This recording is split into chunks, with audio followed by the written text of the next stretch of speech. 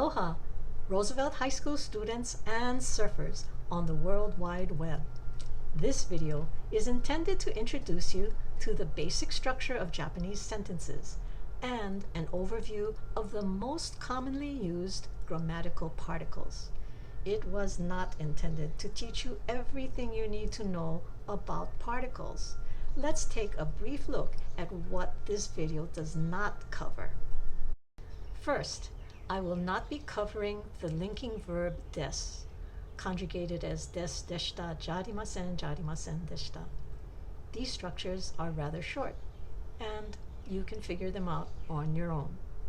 Second, I will not be covering some fairly common particles like ka at the end of a sentence, to or ya between nouns, kara or made between nouns. You're just going to have to add them to your notes at the bottom of the page. それでは始めましょうか. First of all, let me introduce you to 4 families of verbs. Look at the right-hand side of this flowchart, and you will see transitive verbs, intransitive verbs, existence verbs, and motion verbs. Many teachers and textbooks begin by introducing motion verbs, also known as direction verbs, to go, to come, to return, to travel, and so forth. If you want to say, Sachiko will go to the beach, Sachiko-san wa umi ni ikimasu. Or you can say, Sachiko-san wa umi e ikimasu. It doesn't matter whether you use e or ni. They are interchangeable. The main thing to remember is that whenever you learn a new motion verb, you can use e or ni after the place. On this chart, I've listed 4 motion verbs, but of course, there are more than this. Now that you have some idea of what motion verbs are, let's move on to transitive verbs.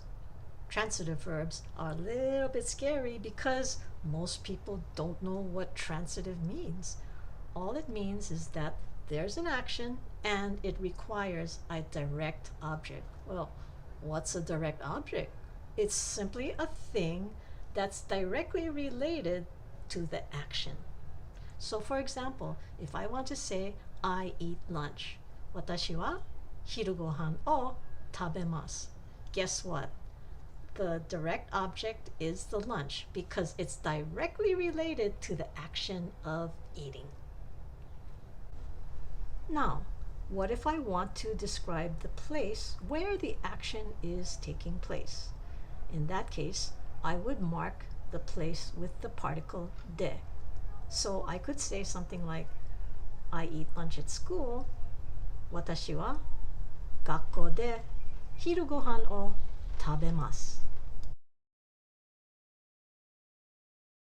Most of the verbs that you will learn are transitive because it's very common to report someone's actions. Every now and then you'll encounter an intransitive verb, and as the name implies, it is the opposite. In other words, it does not take a direct object because no one is performing an action. For example, if you want to say, I will close the door, you would say, watashi wa doa o shimemasu. But if you want to say, the door will close, you would say, doa ga shimarimasu. Don't worry, you don't have to worry about this pattern in your first 2 years of high school level Japanese. Most of the time you'll learn these intransitive forms in your 3rd or 4th year. Finally, let's take a look at the existence family of verbs, number 3 on your chart. I've listed arimasu and imasu because those are the verbs that you will encounter at your level. There are more, of course, but you will learn them in probably level 3 or level 4. Look to your left and you will see place ni noun ga plus existence verb. If you wanted to say Texas shu ni darasu ga arimasu, that would mean that in Texas there is Dallas. But it would be more common to say ダラスがテキサス州にあります, which means Dallas is in Texas. They both pretty much mean the same thing, but the emphasis is a bit different. You now know the 4 families of mas verbs. As I said before, whenever you learn a new mas verb, always think about which family this verb belongs to. Then use of particles will be much easier.